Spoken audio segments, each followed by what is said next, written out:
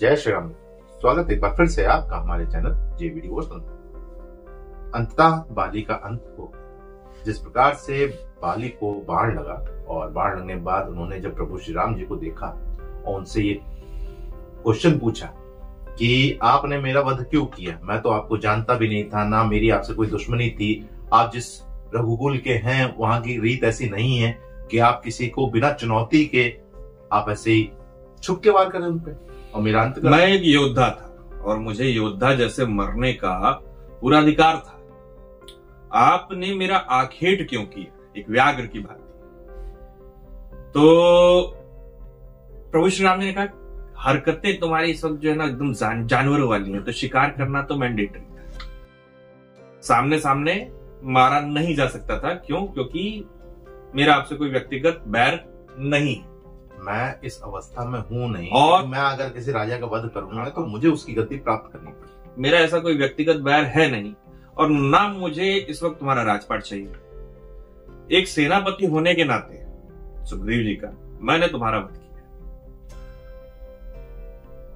अभी भी कुछ प्रश्न बाकी है। बाली के कुछ ऐसे प्रश्न हैं जो बहुत कटाक्ष के रूप में प्रभु श्री राम जी के सामने आने वाले। समाज के सामने जब ये प्रश्न आते हैं ना तो अपने मन से समाज उसके उत्तर बनाने लगता है। प्रभु श्री राम जी किस प्रकार का स्पष्टीकरण देते हैं समाज को, इस भेष में, इस सीरियल के रूप से हमें दर्शाया जा रहा है।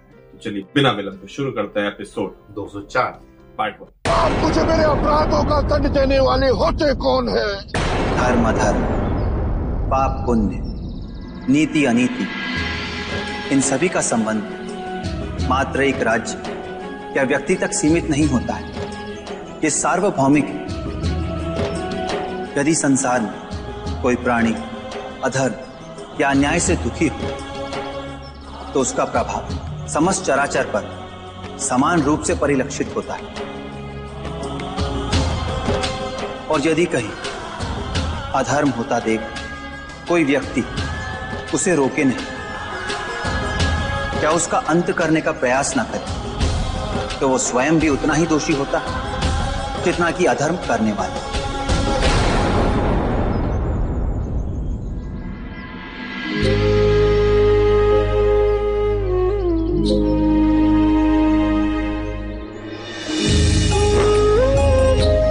कपिराज, मृत्यु समीप है। दैवीय विधान को स्वीकार करो। अपने पाप और अपराधों से मुक्त होने का अंतिम अवसर है। पश्चाताप करो, अन्यथा इनसे कभी मुक्त नहीं हो पाओगे। पति ने अपनी पत्नी की रक्षा नहीं की तो क्या हुआ? पत्नी तो अपने पति की रक्षा कर ही सकती है।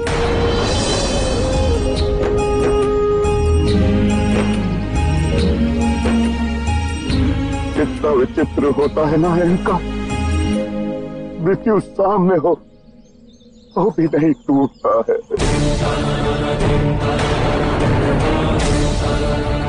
और प्राणी अहंकार को ही अपनी वास्तविकता समझकर ये देखना ही भूल जाता है कि उसके समक्ष कौन है।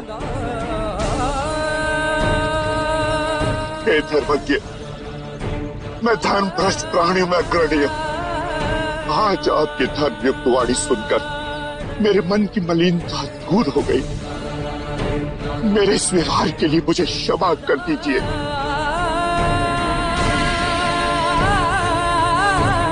आपने मेरा वध नहीं किया, बल्कि मुझे अपने इस पाप अधर्म के जीवन से मुक्त कर दिया है। हाँ राम, मुझे याद हो गया है कि आपने मेरा उद्धार किया। ये मैं जानता हूं।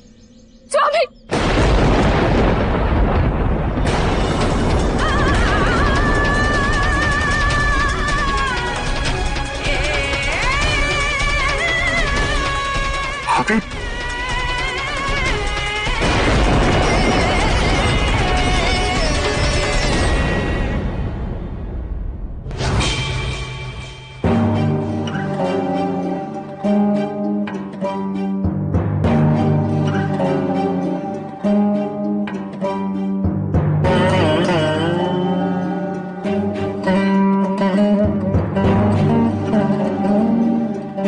विवाह की तैयारियां संपूर्ण हो चुकी हैं पुत्र।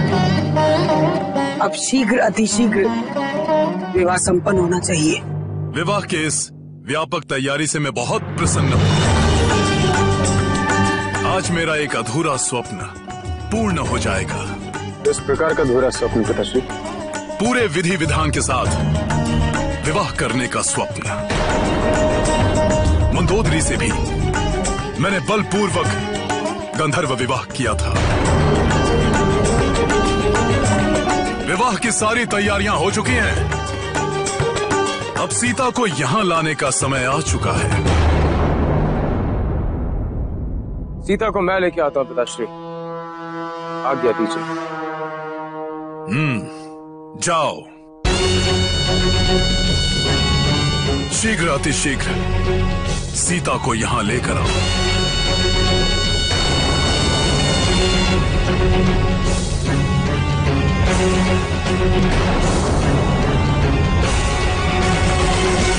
पुत्र सीता, सीता, लंकेश ने विवाह की संपूर्ण तैयारियां कर ली। यज्ञ वेदी विवाह मंडप सब तैयार हो चुका है। माता, देखिए आज अशोक वाटिका में कितना सुंदर पुष्प खिला है। पुत्री, संकट तुम्हारे समीप है, समझने का प्रयास करो। इस पुष्प की निश्चलता देखिए, कितना प्रसन्न हो रहा है, बिना किसी चिंता के कि कोई इसे कभी भी तोड़ सकता है। मुझे तुम्हारी चिंता हो रही है पुत्री। माता, हमारे हाथ में केवल अपना कर्म करना है, धर्म का पालन करना है। हम किसी को भी नियंत्रित नहीं कर सकते। और उसी प्रकार रावण का आचरण और उसका कर्म हमारे वश में नहीं है।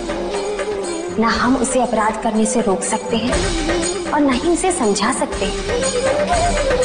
इसलिए उसे जो भी करना है उसे करने दीजिए। मैं वही करूंगी जो मेरे वश में है।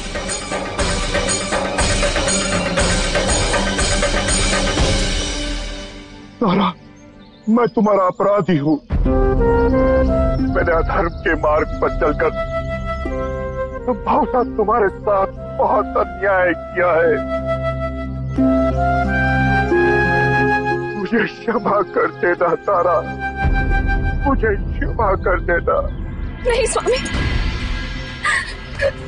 मुझे तो केवल इस बात की चिंता थी कि आप अपने अहंकार के कारण जिस सत्य को देख नहीं पा रहे हैं, उस सत्य से कब आपका साक्षात्कार होगा। और अब जब आपको अपने सत्य से साक्षात्कार हुआ तो बहुत विलंब हो चुका। अब कुछ भी परिवर्तित नहीं होगा, कुछ भी नहीं, कुछ भी नहीं। यदि तुम क्षमा कर दोगी तो बहुत कुछ परिवर्तित हो जाएगा तारा। नहीं स्वामी, आपको अपनी भूल का बोध हो गया और पश्चाताप भी हो रहा है। अब आपको क्षमा की कोई आवश्यकता नहीं। केसरी नंदन, तुमने भी मुझे बहुत समझाया, किंतु मैंने तुम्हारी एक न सुनी। तुम्हारे जैसा मित्र होना सौभाग्य की बात है, और ये सौभाग्य सुग्रीव को मिला है। मैंने तुम्हें जो भी भला बुरा कहा है वो अज्ञानता में कहा है मित्र। मुझे क्षमा कर दीजिए।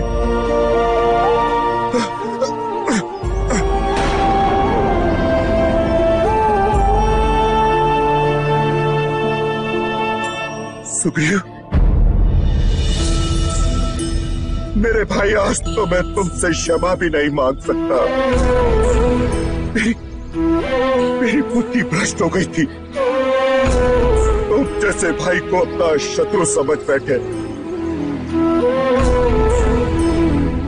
सुग्रीव, मुंह से प्राण नहीं निकल रहे। जानते हैं क्यों? क्योंकि तुमने अभी तक मुझे क्षमा नहीं किया है।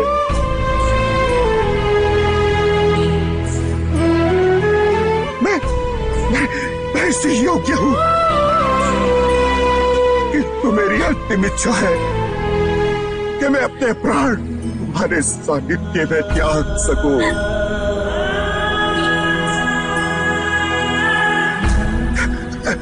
क्या तुम मेरी ये इच्छा पूरी करोगे?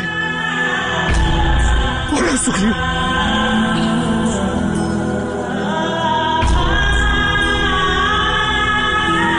भैया,